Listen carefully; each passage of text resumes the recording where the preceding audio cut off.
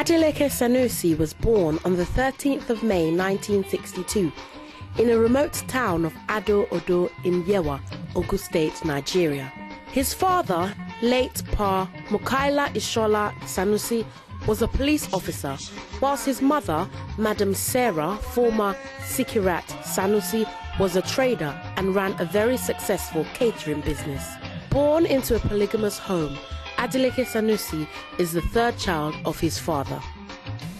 I attended so many primary schools, mainly due to the nature of my father's work. Because of all my father's children, I think I was the one that spent the most time with him. He attended up to 11 primary schools. It was not until he was 6 years old and in primary 4 that he was able to stay and complete the rest of his primary education in one school. I have looked back for over time, and interestingly, I would have thought that would have made me spend more years in primary education than other children, but somehow it didn't affect me in terms of the number of years I had to spend in the schools. I was still able to, but I still did my primary school education within the 6 years at that time. Somehow I was able to get into a new school and settle down much quickly, and just kept going. I did not have to repeat any class at any point in time, and also maybe because by the time I got to primary 4, things became a bit more stable, because I could now do primary 4 to primary 6 in one school.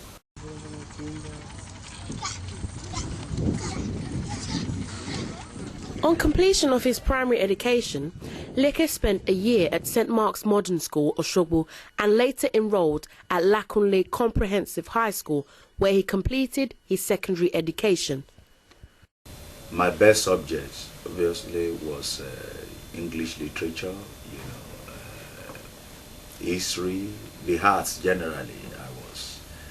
I was top of my classes in the arts subjects. I love biology. I love agricultural science. I wasn't good in mathematics. I didn't like chemistry, even though I had to do it. But I loved the art subjects. I did a lot of extracurricular activities. I was in the boys' brigade of the school. Was in drama. We did as boys' brigade. In the boys' brigade club, we did a lot of drama. We were also involved in drama. So I was in drama society. I became the editorial prefect of the school. I was editor of the school magazine, and I was also named the orator, the school orator. That was one prefectship that was created while I was there, and after I left, I don't think it was repeated. So I was officially tagged the school orator as well as the editorial prefect of the school. When I finished secondary school, I had wanted to go straight to university. I knew what I wanted to do before I left secondary school. I was going to study law. My principal too knew it. I remember clearly there was a time when Oyo State Radio, yes, they came to our school, interviewed the school principal, and of course as the school orator I was asked to come and speak on behalf of the students, so I spoke. And I remember the journalists that came from Oyo Radio, they did offer me a job. They said if I would love to work with Oyo Radio after leaving the secondary school, that I was most welcome. And I remember clearly my principal told them straight away that no, he will be going to the university and he's going to study law.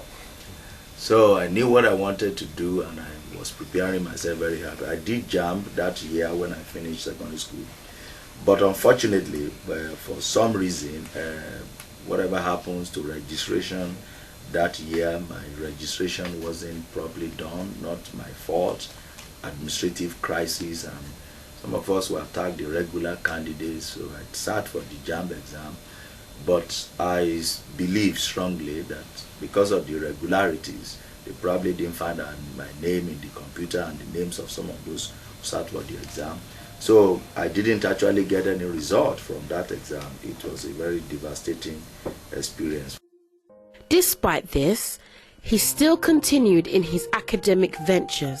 In 1979, he enrolled at the Ogun State Polytechnic in Abeokuta and studied advanced level subjects up until 1980. I can safely say that I enjoyed every aspect of my legal studies at the University of Ife, and I didn't find any of the courses challenging. I thoroughly enjoyed the courses, and that's in terms of academics. And then, of course, every student will need time to study, and most students will want to do a lot of other things other than studying, and I did quite a lot of that as well. I was strongly involved in student politics, but somehow, as the Lord will have it, it wasn't my extracurricular activities or strong involvement in student politics was not detrimental to my academic concentration or performance. In 1981, he retook his JAMB test and gained admission to the University of Ife to read law. On completing his law degree, he went to law school in Lagos and was called to bar in 1986. He completed his National Youth Service Corps and found favour during the period of his service. He eventually finished and went on to pursue the career. In 1990, he met his wife, Bolanle.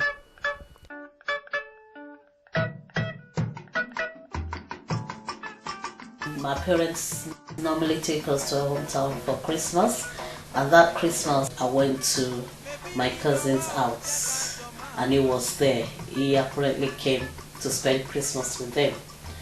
So I went with my friend. When we got there, there were loads of people in the house, and my friend said, "Oh, that's Lekki Sanusi over there." And I'm like, "Who is Lekki Sanusi?" And she was saying, "Oh, don't you know Lekki Sanusi?" I said, "No, I've never heard that name before." So she said, "Okay, let me introduce you." So she introduced me to him and we got talking.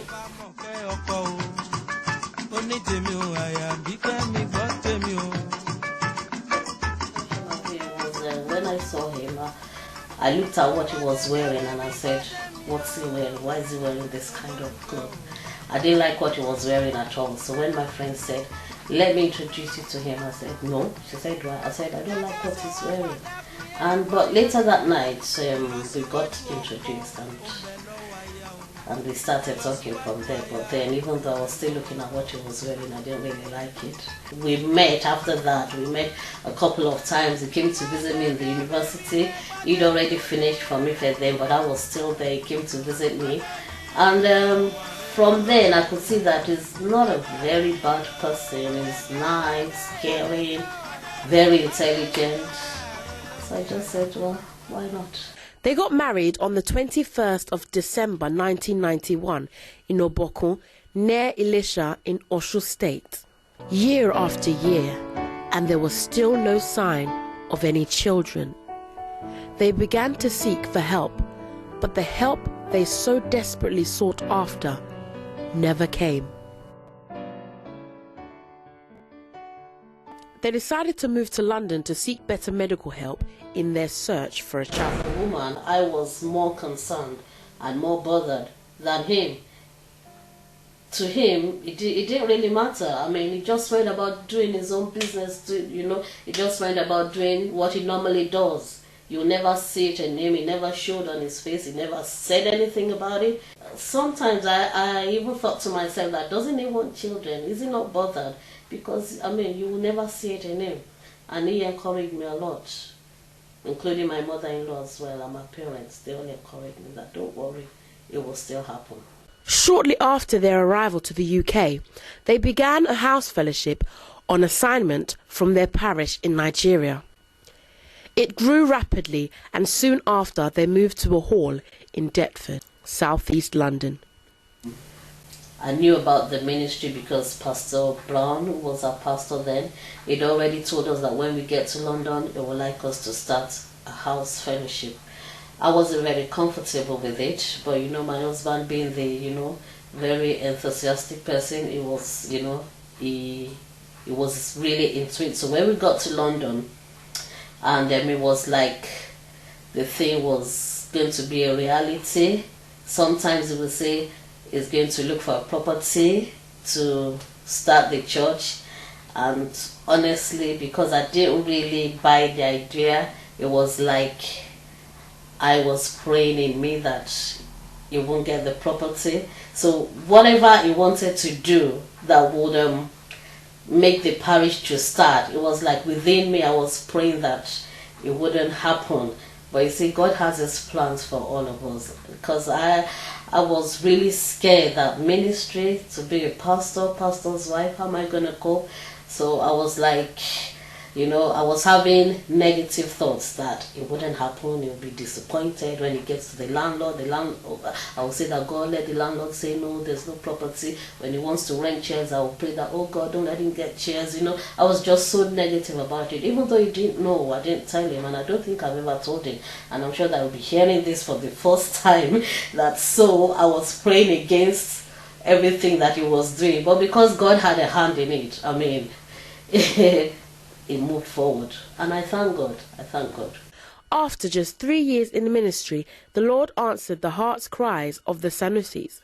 In May 1999, their first son, Toby, was born. This testimony birthed Pastor Leke's best-selling book, None Shall Be Barren. At home is a wonderful husband, loving father. He likes us watching films together. That's me and him in the bedroom up there.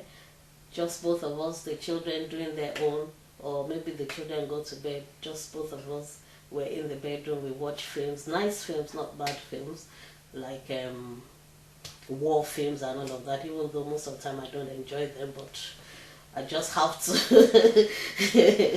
So he's a very nice person at home. He's very caring.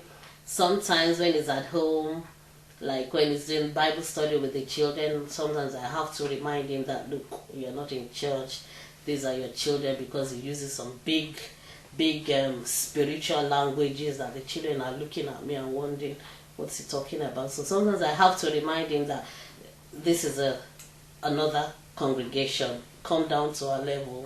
We're not in church anymore. But at home is a very homely man. Well, I like about my dad, like he's always there for me, he's giving, he's kind, respectful, never gives up on me. I like about my father because people that I know, their parents bail on them. Their parents doesn't show care like my dad does. My dad buys me clothes, my dad listens to me, my dad helps me anytime I need help. He's a wonderful father. I mean, the children can come to him, they can ask any question, they can say anything.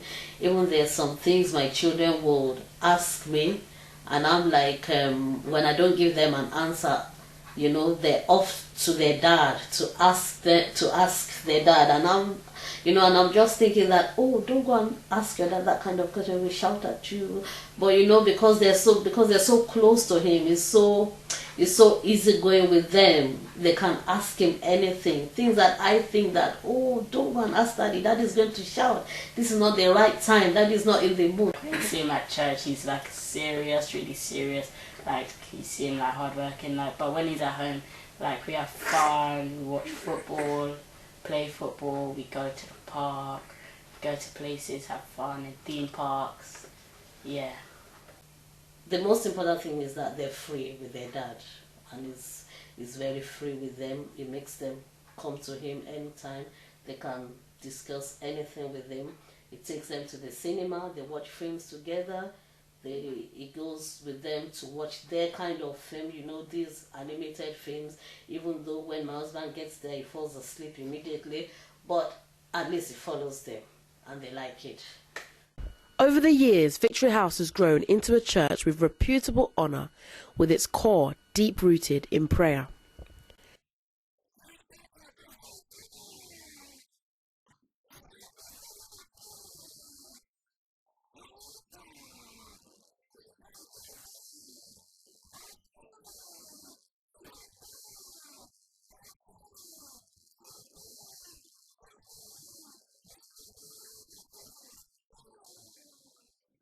My name is Michelle King-Crontain. I'm the chairwoman of Comus House Tenants and Residents Association within this community. Since the church has been established here, we have become more of a family. The church itself has put so much into the community, which we are so very grateful about, and we know that that is because of the pastor which you have. The people here, they're coming together in unity. Every time we see the church giving back something to the community, Christmas hampers, you're there at the fun days, participating in barbecues and so forth. It's been an honour and a privilege to work with you. An accomplished leader, a writer, an orator, and more importantly, a prayer warrior who is passionate about seeing the afflicted set free through his powerful prayers. He has preached all over the world, and he is being acclaimed as a world-renowned preacher of our time. Because he's 50 now, the joy of the Lord is his strength, but I would just advise him to, if he can, slow down a little bit, just a little bit, because I know he loves his job, he enjoys it, he loves ministering to the people, talking to the people, but I would just advise that just a little bit, if he can just slow down. He travels a lot. By the time he comes back, he's so tired. He comes back, he goes to another administration. He can do so many. He can do 2-3 ministrations in one day, 5 ministrations in 1 week, and at the end of the week, he's tired. I'm the one that has to keep, petting him and pampering him and putting love on his back and giving him lemon and honey to drink, but I'll just advise him that, 50, he needs to slow down a little bit.